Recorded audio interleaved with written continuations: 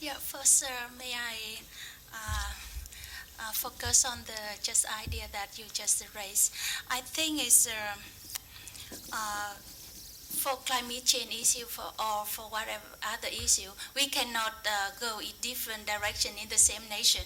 We are seem that we are in the country and we need to go in the same direction of the country leading. So for me, I think that the important thing that first we need to have a principle to develop the thing. So in Vietnam, for climate change, we agree that there are some principles that we need to carry out on this matter. First, we think about the sustainable development of the country. And we think that response to climate change should be effectively on the short, in the immediate impact and also long-term impacts, potential impact. Other thing is responsibility of the whole political system, the society. It's not only one sector or other sector. It should be on the sector and on the level, come to community and every individual. Other thing I would like to say that we agree that the climate change issue should be integrated into the development plans. So those things, for each sector, we need to focus on this principle. That's why how we can go together in the same direction. And in Mars, turn back to the John's question, I would like to share that we first to define some priority action that we need to carry first. And doing a research and assessment impact is the most important thing that we pay attention at the moment, because we think that for any solution or measurement, it should be based on the impact assessment, and we do the research, and we found that we are going to find the foundation scientifics to formulate the policy. That's why. I think that's a very interesting point, very interesting perspective there, because I do hear people saying to me, oh, you're always saying we need more studies, more research, just act now, we know what to do, we know what to do. Whereas, here we have a leading ministry and leading country saying, some things we know, some things we don't. And by those things we think are good, we better follow them. We better monitor them, make sure what we think will happen actually does happen. So that science to policy to politics relationship that George talked about really is in the minds of people, and something that needs to be followed through. Please. Yeah, no, I agree with you. We do need to take stock of what it is that we need to do, or better understand what it is that we need to do, better understand whether what we're doing is effective. And in that context, yes, we need to keep learning. I mean, that is, after all, how we make improved decisions. But I think the problem I see right now is research as we sort of currently practice in this field is not applied enough, and it's not linked to existing policy-making, decision-making frameworks. It doesn't sufficiently engage and leave systems and capacities behind for decision makers, whether they be at the community level, municipal levels, sectoral level or national level, to continuously be able to draw on. All of this has to happen. At the end of the day, it's not agencies like UNDP or ADB or whoever else that's going to make a difference. It's the people on the ground, and they have to be capacitated to make informed decisions over a period, given that this is a dynamic problem, which is here with us to stay. And sort of the more we start thinking along those lines, I think and taking pragmatic steps towards that, I'd like to see it happen, because I think there's nothing lost given the current system that we have, where we keep talking about frameworks and this, that, and the other, and time's passing, and we're heading off a cliff. I think very interesting point made there. Thanks, Pradeep. And we did this indeed with the preparatory work with the platform, the Adaptation Knowledge Platform. We asked in a number of countries, where are the knowledge gaps? If you ask knowledge generators, researchers, they say one thing, and it's always my research. always. The knowledge gap is we need to do more in my particular specialisation. But we also ask the users' knowledge. In other words, the people, the planners, the policy makers, the people who actually work on the ground. They all said, yes, we need to know more, but they had a very different set of answers. There was, I think as Pradeep said, very, very applied, very pragmatic, very specific, things they needed to know as the users of knowledge. And that, I think, is something that we need to ask the research community to reflect upon. This should not be a science-driven and the objective being, an article in Nature or Science. It should be, what information is needed by the people who've got to act in this area. And I think much of the research being done is not asking that question, so it's not answering it. So just before, Richard, please. I just wanted to make one quick point to sort of follow up on this. I think we've rightly pointed to the issues of dealing with uncertainty and risk and the need to bring in different stakeholders, different types of knowledge, different sectors in decision making, in planning and thinking through problems. And I think the point that Pradeep made about the need for informed decision making, there's also another critical dimension, is to ensure that information is public. It's publicly available, it's accessible, it's acceptable, and then without thinking through the sort of the implications of making information public, we constrain decision making to being a technical exercise. And I think we really need to move beyond that way of thinking. And there's very good examples of where information has become public, or where you do have good accessibility of information about environment, about the decision making processes, how it can contribute to much better decisions, much more just and fair outcomes. That's a very important point. Something we'll come back to because it really is important. George, please. Looking at the other dimension of the question which you asked in terms of research, do we need more? I think it's fairly clear. On the planning end of stuff, planning and decision making, there are a whole plethora of methods, tools, techniques available.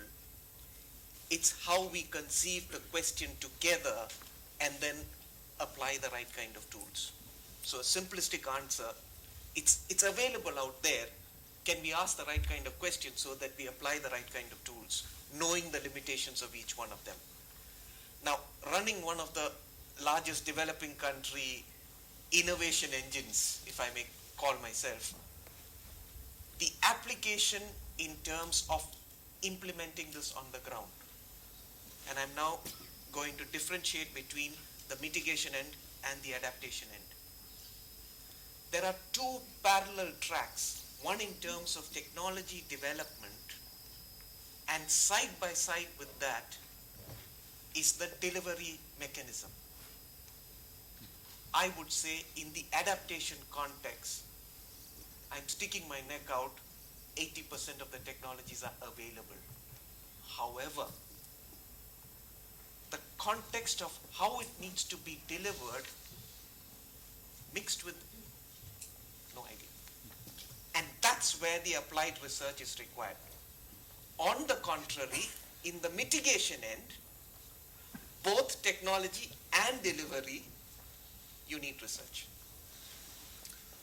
Thanks very much, George. Interesting point. Andrew, please, yes. Yes, I would agree with what George has said. I think one of the biggest challenges we have is we have this toolbox of technologies that will effectively have an impact on adaptation. However, the biggest problem is implementation. And I think the challenge we have is putting in place what I would term incentive-based approaches to getting adoption. I think when we're talking about research, we need to think about the entire continuum of research, from the basic research, which would generate that new knowledge for the future, right to the end where we have the applied research. And I do not think, I come from an agricultural background, that if we are to face the challenges of food production in the future as we move forward into a time when there's going to be tremendous uncertainty with regard to climate, I do not believe we have the tools available at the moment to actually address that.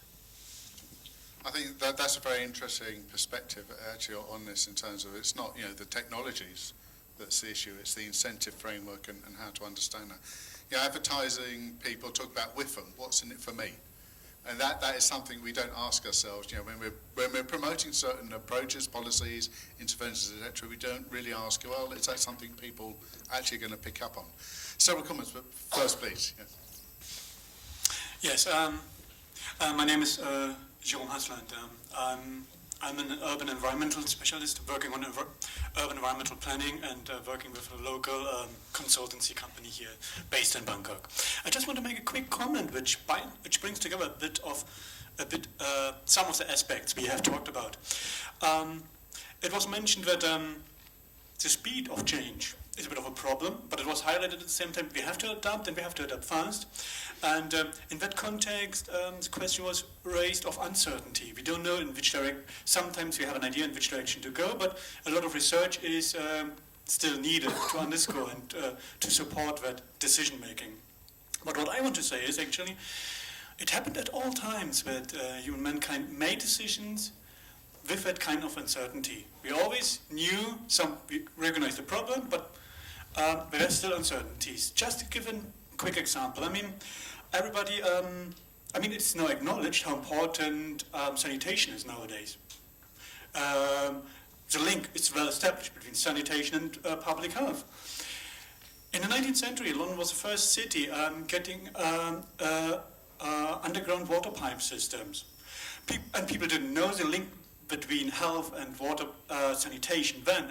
There's a problem, but all the diseases caused by bacteria, that was found much, much later. There was a problem, and that project was gone. It was a major infrastructure project, and it took years of discussion, but finally that decision was made, and it proved right.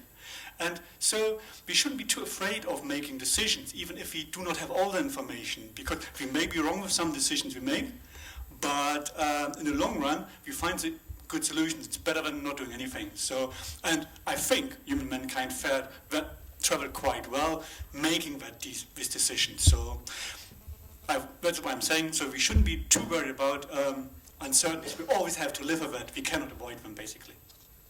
Thank you very much.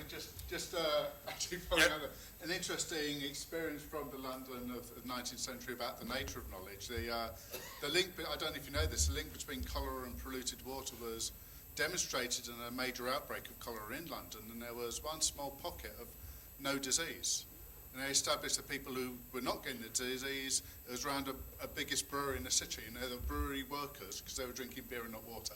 And that's actually how that relationship between cholera and polluted water was established. And so knowledge can sometimes be accidental, but still very important.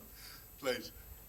Thank you, Chair. When it comes to the idea of the availability of the infrastructure or tools for adaptation, and so some idea came to me actually.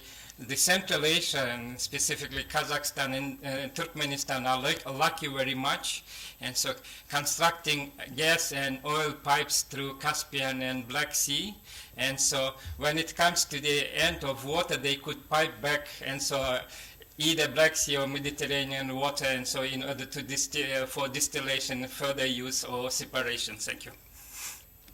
Thank you very much. Louis, please. Yeah, I'd like to come back to the integration theme a little bit, which you drifted away from. And I'd like to ask some questions. When you integrate, what do you hide? When you integrate, what do you lose? Which actors and which agencies push for integration and why? So I'd like people to think a little bit more skeptically about these things. When people appeal to integration, what is happening? When you appeal to integrated coastal zone management, you appeal to integrated water resources management, you appeal to integration of climate change adaptation into development. Very often what is happening is you're depoliticizing things. You're saying this is now a technical issue of making policies work together. We no longer need to debate. We no longer need to deliberate. We don't need to negotiate.